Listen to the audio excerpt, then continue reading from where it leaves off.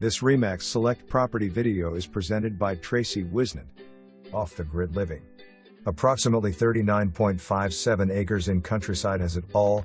House with 2 stories, attic and basement, barn with lean-to, workshop, storage and workshop building with 2 porches and attic and basement, storage building with porch, wood shed, 2-stall carriage/equipment shed, spring house, creek, ram pump, garden area, muscadine vines, gorgeous mountain views.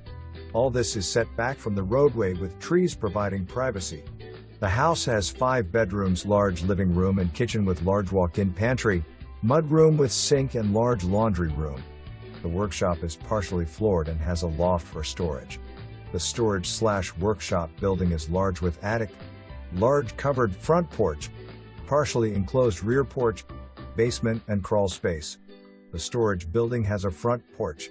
The barn has 4 stalls and an enclosed lean-to currently used for vehicle storage.